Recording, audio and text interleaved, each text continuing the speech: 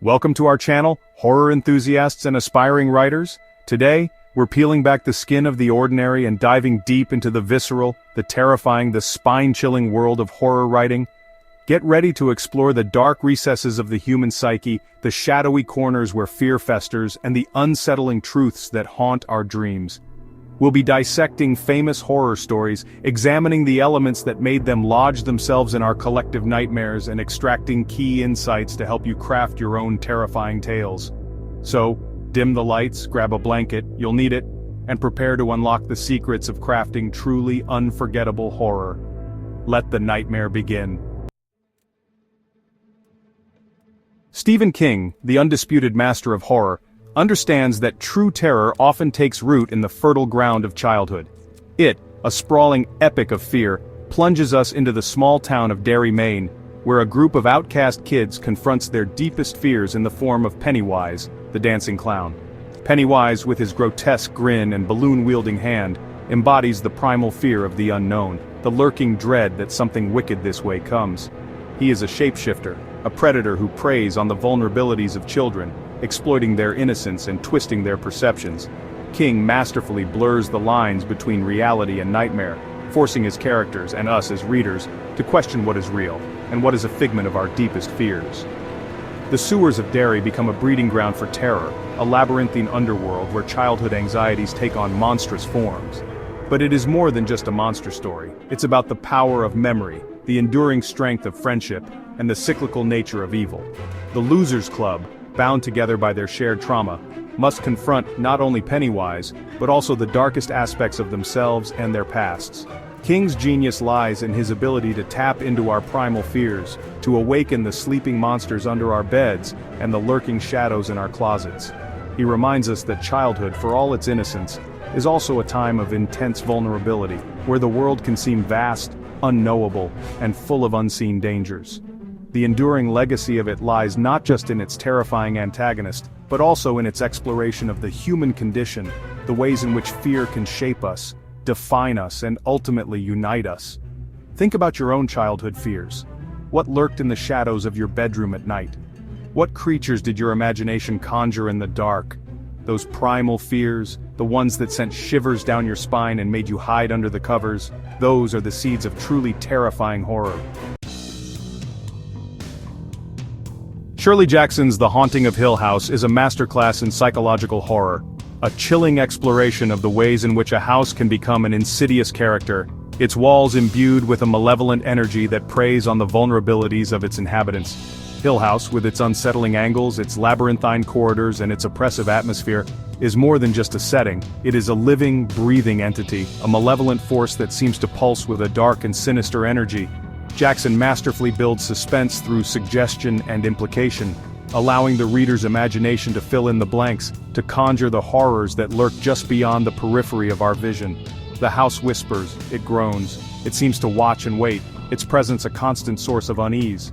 The characters in Hill House are drawn to the house for different reasons, each carrying their own baggage, their own internal demons. Eleanor Vance, in particular, is a fragile soul, deeply affected by her past, and the house seems to recognize and exploit her vulnerabilities. As the lines between sanity and madness blur, we are left to question the nature of the haunting. Is Hill House truly haunted by supernatural forces, or are the horrors we witness merely projections of the characters' own troubled psyches? Jackson's brilliance lies in her ability to create an atmosphere of pervasive dread, to make us feel the oppressive weight of the house, the sense of unseen eyes watching, of something wicked, lurking just around the corner.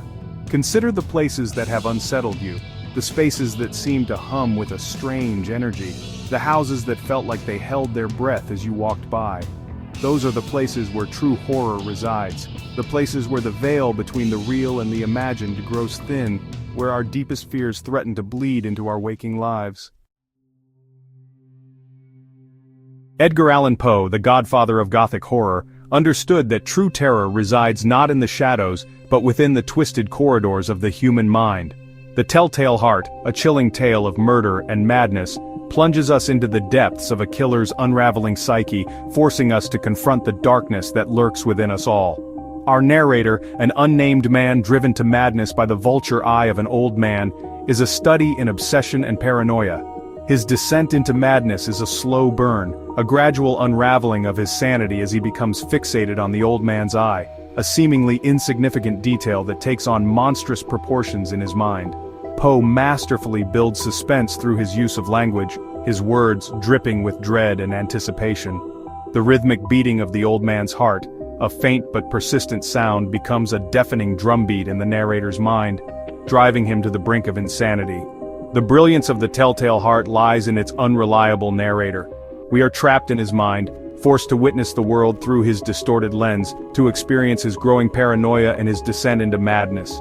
His guilt, his fear, his desperate attempts to convince us of his sanity only serve to heighten the horror. Poe reminds us that the most terrifying monsters are often human, driven by their own internal demons, their own twisted desires. The true horror of the Telltale Heart lies not in the act of murder itself, but in the psychological torment that precedes and follows it, the slow, agonizing unraveling of a mind consumed by guilt and madness. Think about the things that keep you up at night, the intrusive thoughts, the nagging anxieties, the guilt and shame that whisper in the dark. Those are the seeds of psychological horror, the raw materials from which truly unsettling stories are born. Jordan Peele's Get Out is a masterclass in modern horror, a chilling exploration of racial tensions, social anxieties, and the insidious nature of microaggressions. It's a film that crawls under your skin and stays there long after the credits roll, leaving you questioning the very fabric of reality. Peele masterfully blends horror with social commentary, creating a film that is both terrifying and thought-provoking. The sunken place, a hypnotic state of paralysis and helplessness, becomes a powerful metaphor for the Black experience in a society grappling with systemic racism. The film's brilliance lies in its ability to tap into our deepest fears, our anxieties about race, class, and identity. Peele doesn't shy away from the uncomfortable truths, the subtle ways in which racism permeates our everyday lives. He forces us to confront our own biases, our own complicity in a system that often silences and marginalizes. Get Out is a reminder that horror can be a powerful tool for social change, a way to hold a mirror up to society and expose its darkest underbellies. It's a film that stays with you, its images seared into your brain, its message echoing in your mind long after the credits roll. Think about the anxieties of our modern world, the fears that keep you up at night, the social injustices that make your blood boil. Those are the raw materials for truly impactful horror. Stories that not only terrify but also challenge our perceptions and force us to confront the uncomfortable truths of our time. H.P. Lovecraft, the architect of cosmic horror, understood that true terror lies in the vast, unknowable depths of the cosmos, in the realization that humanity is but a speck of dust in the grand scheme of the universe. The Call of Cthulhu, a seminal work of cosmic horror, plunges us into a world where ancient evils stir beneath the surface of reality, threatening to consume our sanity and unravel the very fabric of our existence.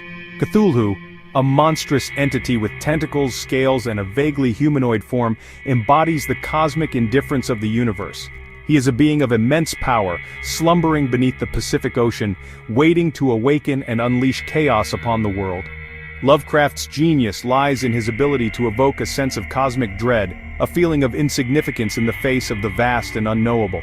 His descriptions are often grotesque, his creatures defying human comprehension, their very existence a threat to our sanity.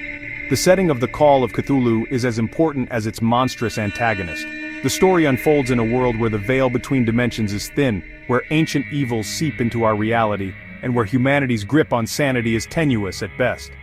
Lovecraft's stories are a reminder that we are but small creatures in a vast and indifferent universe, our existence precarious, our sanity fragile.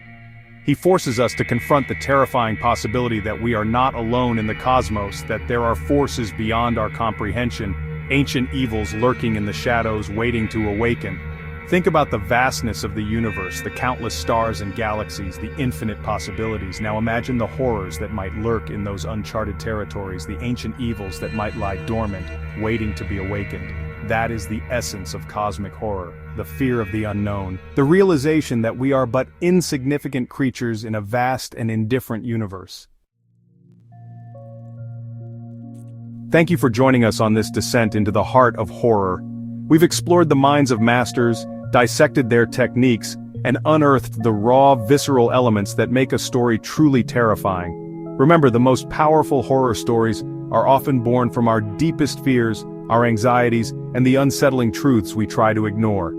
Embrace the darkness, explore the shadows, and let your imagination run wild. Don't forget to like, comment, and subscribe for more writing tips and tricks. And be sure to let us know in the comments which horror story inspires you the most. Until next time, happy writing.